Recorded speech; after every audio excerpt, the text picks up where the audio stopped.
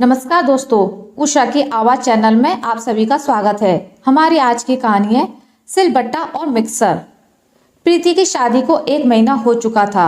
सारी रस्में खत्म हो गई थी। अब गृहस्थी संभालने की बारी थी और रसोई भी। प्रीति ने अपने मायके में ज्यादा कुछ काम नहीं किया था, इसलिए वह रसोई घर का काम इतना अच्छे से नहीं जानती थी।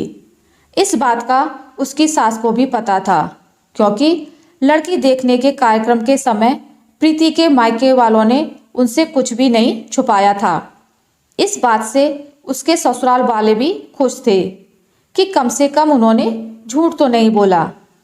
अपने बेटे के लिए प्रीति पसंद आने की वजह से सास ने भी उसका साथ देते हुए कहा था कि चिंता मत करो, जो तुम अपनी माँ से नहीं सीख पाई वह मैं तुम्हें सिखा दूंगी।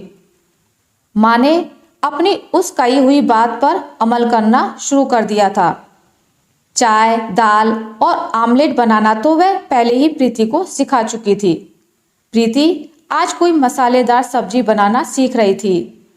सास ने प्रीति को लाल मिर्च सिलबट्टे पर पीसने को दी, क्योंकि वो खुद भी कई सालों से इसी तरह मसाले पीसा करती थी। प्रीति ने जैसे ही सिलबट्टे में लाल मिर्च पीसना शुरू किया, उसके हाथ जलने लगे थे और मुंह पर पसीना आने की वजह से जब उसने मुंह को छुआ तो उसका मुंह भी जलने लगा था। वो जलन की वजह से हल्का सा चीख रही थी। तब सबका ध्यान उसकी तरफ गया। सास ने पूछा, पहले कभी मिर्ची नहीं कूटी थी क्या? जी, माँ ने कभी मिर्ची पीसने ही नहीं दी थी।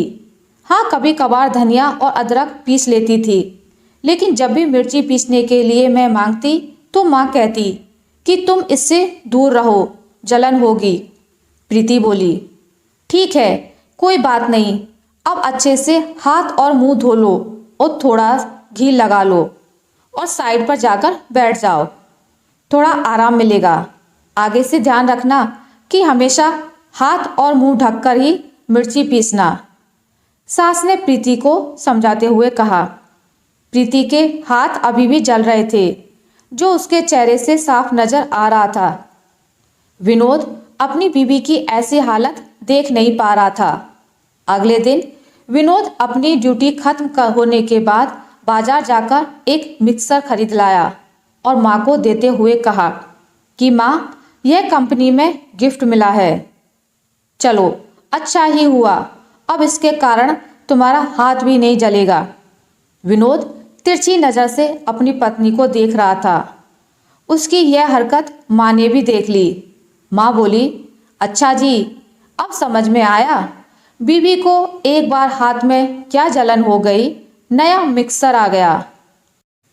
और मैं इतने सालों से नहीं बताती थी तो क्या मेरे हाथ नहीं जलते थे? अरे भगवान, यह तो अच्छी बात है ना, नया मिक्सर घर में आया है तो सिर्फ तुम्हारी बहू थोड़े ही इस्तेमाल करेगी, इसका फायदा तो तुम्हें भी होगा ना। पिताजी ने बात को संभालने के लिए बीच में ही अपनी बीवी को चिढ़ाते हुए कहा। इसलिए कहता हूँ माँ, अपनी तकलीफें बताया करो। आप ही सोचो, अगर प्रीति ने अपनी जलन छुपाई होती और किसी को पता नहीं चलने दिया होता तो क्या आज इस घर में मिक्सर आ पाता? जैसे ही मुझे प्रॉब्लम पता चली, मैंने उसका सॉल्यूशन ला दिया। यह बात सच है कि प्रीति मेरी पत्नी है, लेकिन यह बात भी सच है कि मैं आपका बेटा हूँ और प्रीति से भी पहले आप ही मेरे लिए ज़्यादा महत्वपूर्ण हैं। अगर आपने मुझे पहले ही बता दिया होता तो मैंने तब भी इसी तरह इस समस्या का समाधान किया होता।